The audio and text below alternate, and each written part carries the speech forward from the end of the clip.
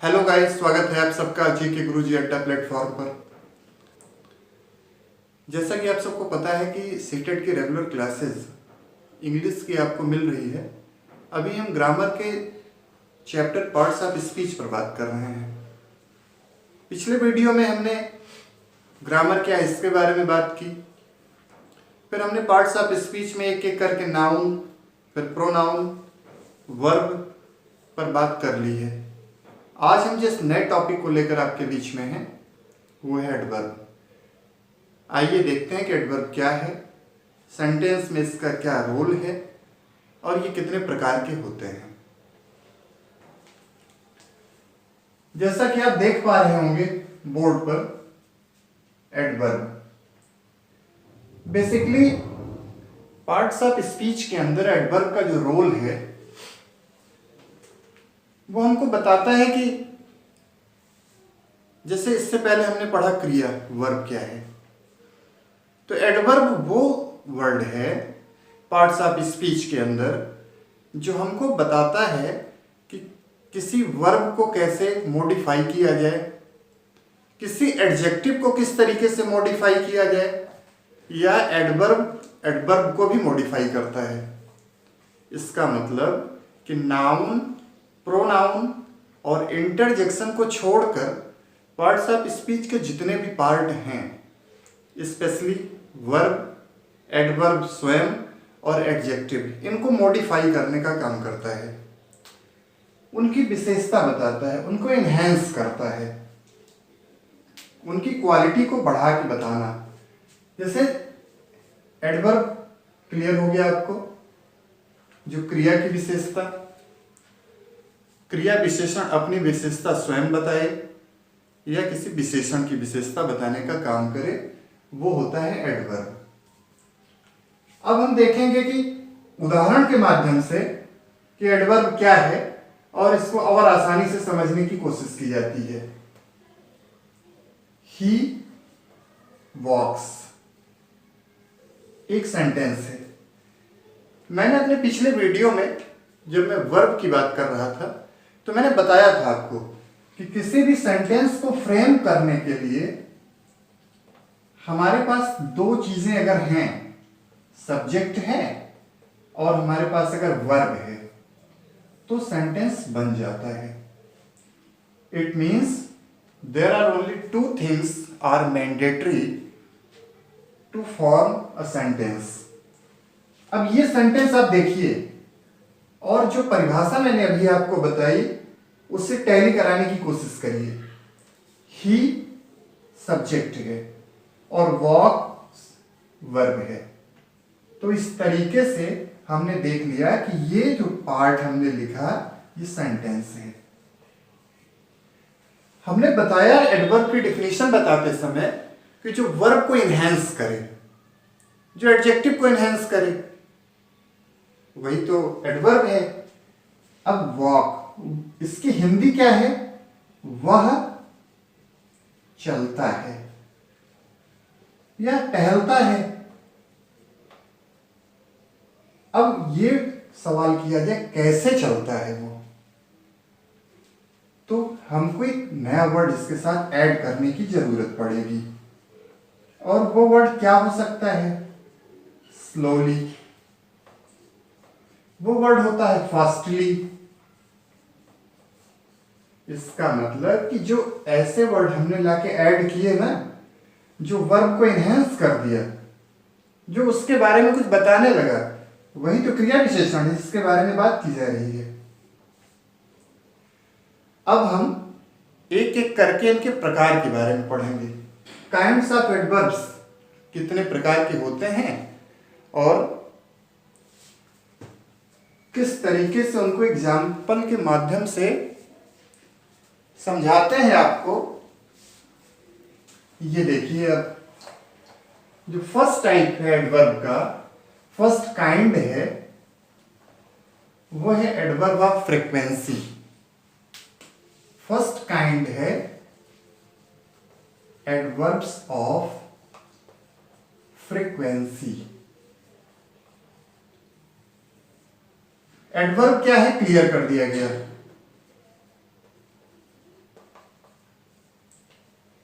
अब फ्रीक्वेंसी की बात की जाए, ये क्या होता है? फ्रीक्वेंसी की जो लिटरल मीनिंग है वो है बारंबारता। इसका मतलब कि कोई शब्द वो किस तरीके से प्रयोग किया जा रहा है सेंटेंस में, किस तरीके से वो प्रयोग किया जा रहा है सेंटेंस में एडवर्ब के रूप में। जैसे ऑलवेज, सेल्डम, नेवर, ये वर्ड्स एडवर्ब ऑफ फ्रीक्वेंसी के अंदर आते हैं। ऑलवेज, सेल्डम, नेवर, ये वर्ड्स, इनके साथ में और भी वर्ड्स हैं जिन पर बात की जाए। रेयरली, इन शब्दों को लेकर हम सेंटेंस बनाते हैं और देखते हैं कि एडवर्ब ऑफ फ्रीक्वेंसी किस तरीके से अपने को प्रूव करता है, जिसको बारंबारता कहते हैं। जैसे the dog always gulps his food.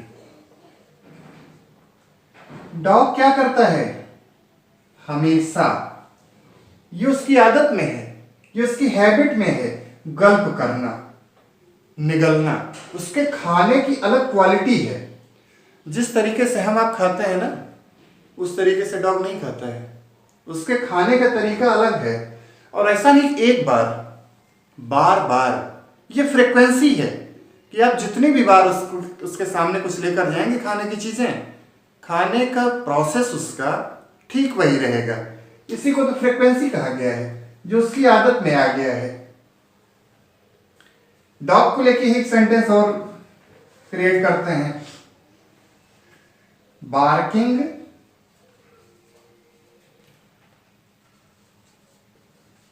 Dogs seldom bite. ये हैबिट में है, ये बारंबारता है कि आप कितनी भी बार स्ट्रेंजर बन के जाइए और वो डॉग क्या करेगा? बार्क करेगा आपके ऊपर। ये उसकी आदत में है। यही फ्रीक्वेंसी है दोस्तों, इसी को समझाने की कोशिश की जा रही है कि जब भी आप उसके सामने जाएंगे आपके ऊपर बार्क करेगा।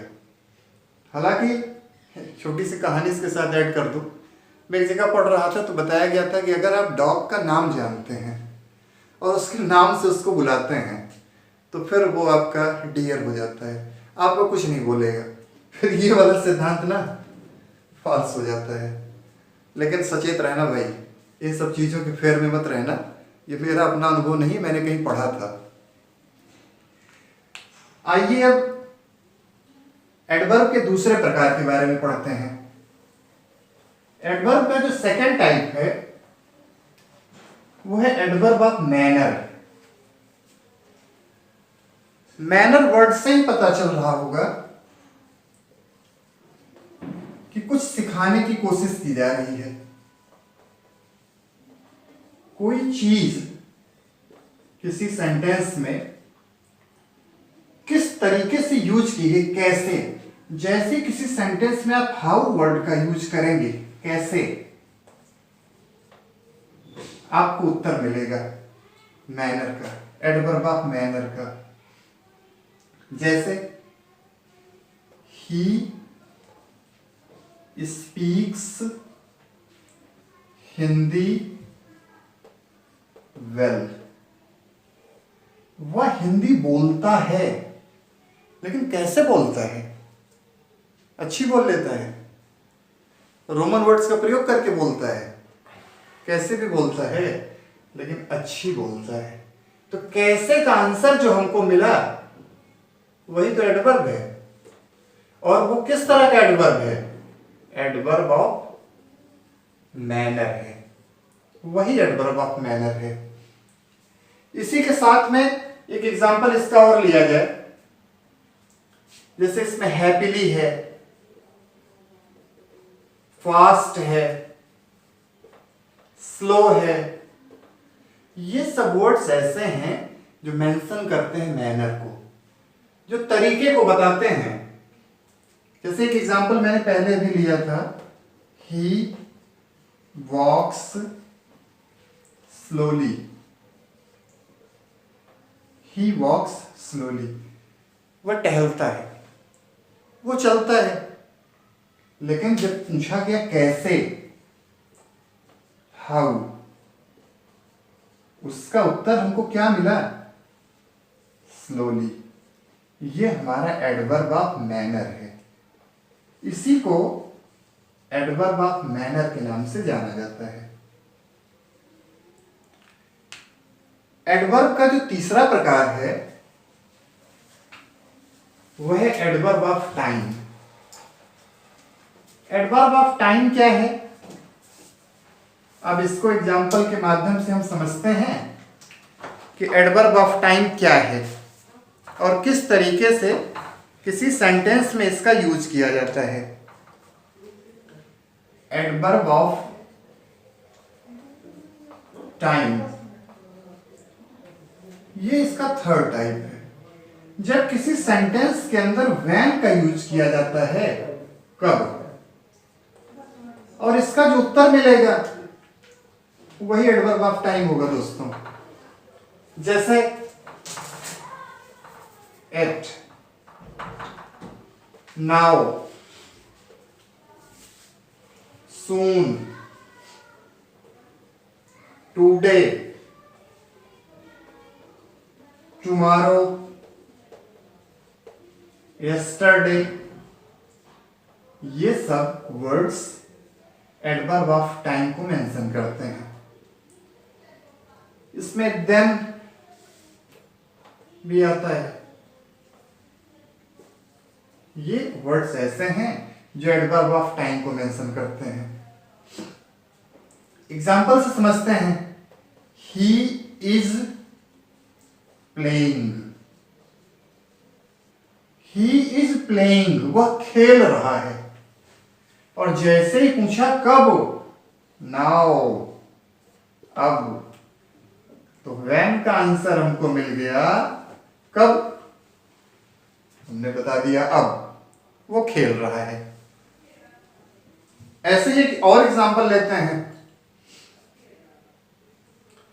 ही हैज नॉट फिनिश्ड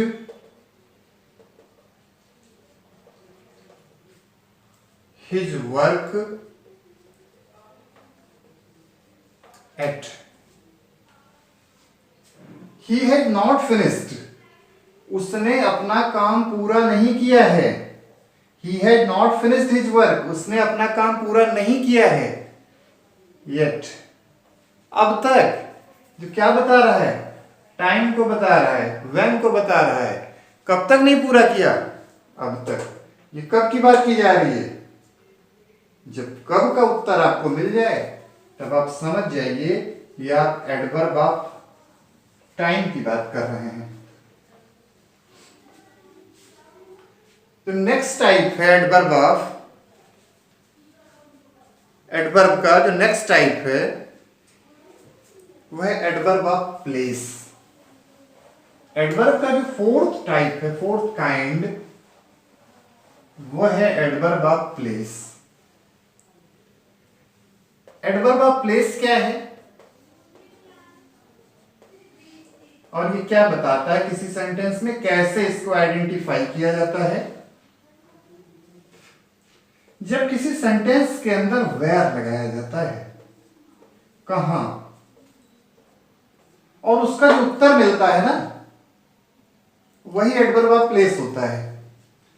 जैसे here, there, up, down, near, by, everywhere, ये सब वर्ड्स ऐसे हैं जो एडवर्ब ऑफ प्लेस को डिफाइन करते हैं। जो एडवर्ब ऑफ प्लेस को आइडेंटिफाई करना होता है तो वेयर लगाते हैं, जिसकी हिंदी कहाँ है, तो अमूमन ऐसे वर्ड आपको सेंटेंस में मिल जाते हैं जब एडवर्ब ऑफ प्लेस का यूज किया जाता है किसी सेंटेंस के अंदर। जैसे he put a table, he put a table, उसने एक टेबल रखी। कहां पर? हियर। कहां? कहां का उत्तर क्या आया? वेयर का उत्तर क्या मिला हमको? हियर, यहां। तो ये एडवर्ब ऑफ प्लेस को शो करता है हियर। जैसा कि हमने यहां देखा भी है कि आइडेंटिफाई करने का जो तरीका है उसमें ये चीजें लिखी गई हैं, पहले से मेंशन की गई हैं। एक एग्जांपल से और इसको देखते हैं। She played well, she played well, उसने अच्छा खेला, वह अच्छा खेली। हियर या हियर, वहां जब गई थी टीम ना तो वहां बहुत अच्छा खेली वो। कहां? हियर या दियर का यूज किया गया जो एडवर्ब ऑफ प्लेस को मेंशन करता है, शो करता है। ये हो गया fourth type, adverb of place, जिसमें here, there, up, down, everywhere in words का यूज किया जाता है। और लास्ट में एडवर्ब का जो काइंड है वो है एडवर्ब्स ऑफ डिग्री। लास्ट जो काइंड है वह है एडवर्ब ऑफ डिग्री, जो हाउ मच का आंसर देगा। हाउ मच का आंसर जो देगा वो एडवर्ब ऑफ डिग्री होगा। या in what manner, in what degree, इसका जो उत्तर देगा वो एडवर्ब ऑफ डिग्री होगा।